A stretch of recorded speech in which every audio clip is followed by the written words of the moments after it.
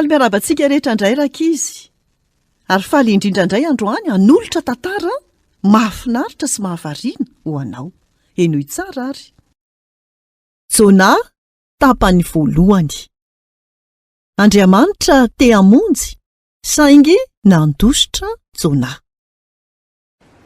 Andao hiaraka aminay, andeha hitety tanàna zahay. Tena mahafinaritra ity fiarovana ity. Andeha hijery ireo tilikambo aho. Aleoko mandeha any amin'ny tranomboky. Afaka mijanona mandritry ny ora maro aho. Lapa mpanjaka? Wow! Mahafinaritra izany. Andeha ho any amin'ny falam-biby aho. Hitsidika fianakaviana ve ianao? Taona maro lasa izay dia nijery an'io tanàna io Andriamanitra. Tsy nanaitra azy ny atsara ny voapetaka. Hitany izay tao ambadika izany. Feno fankahalana sy ady, famadiana ary famonoan'olona. Ny aina toy ny tsy misy an'Andriamanitra na lalàna hiponina tao amin'ity tanàna ity. Nanadiny ny mpamorona azy izy ireo. Izany no anisan'ny zavatra ratsy indrindra mety mitranga amin'ny olona iray. Raha mandinika akaiky ny fiainanao Andriamanitra, inona no hitany? Tsy maintsy manasazy ny fahotana izy, satria masina izy. Andriamanitra nefa fitiavana, kanefa mankahalaota ihany koa. Ary aleony kokoa hamonjy ny olona. Izany no antony nahatonga azy te hampitandrina ny olona tao amin'ity tanàna ity. Jona, mandehana amin'ilay tanàna malaza eran-tany ao amin'ny Ninive, toroy amin'izy ireo ny fomba famaizako noho ny fahotany, satria nanadino ahy ireo olona ireo. Dia lasa Jona, fa tsy nakany Ninive.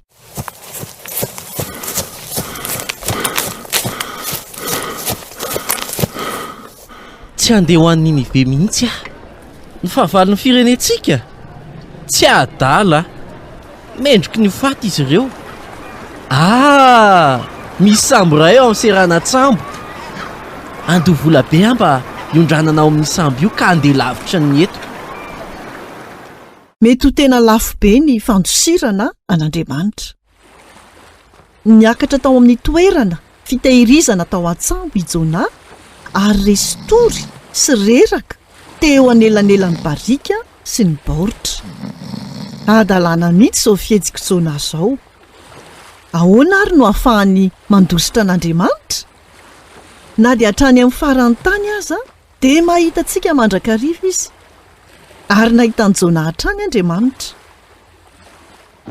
Nisy tafio-drivotra mahery vaika ny tranga. Samy mitaraina tamin'izay Andriamanina ireo mpiasan'ny sambo. Ilay Andriamanitra velona, izay afaka mamonjy azy ireo mantsy, dia tsy fantany akory. Natsipiny izy ireo tao anaty ranomasina ny entana mba hanamaivana ny sambo.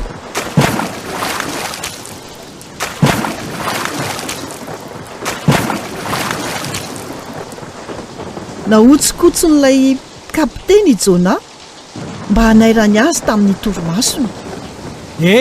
Mifo azy, miantsoan'Andriamanitra ao, angamba izy hamonjy antsika. Mifoha avy hatrany Jona, ary dia nianazava tampoka teo ny mistery. Izy ianao, ary avaiza ianao, inona no asanao? Izany Jona, manompa an'ilay Andriamanitra izay nanao ny lanitra sy ny tany aho. Ary noho ny heloko no nahatonga izao tafio-drivotra mahery izao satria tsy nakatohan'Andriamanitra. Inona no ataontsika izao? Atsipazany amin'ny ranomasina dia mitondray izy, ary Andriamanitra no hamonjy anareo. Tamin'ny voalohany dia tsy te hanao izany izy ireo. Kanefa tamin'ny farany dia nalaina ireo tantsambo i Jona, ary natsipony tao anaty ranomasina.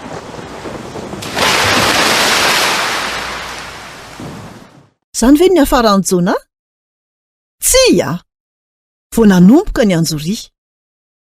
Mbola hitoy izany amin'ny tantara manaraka. Izay indray no anjara hafatra ho antsika tamin'ity anio ity, tahiny tompo daholo, nanolotra ny tantara zokomy.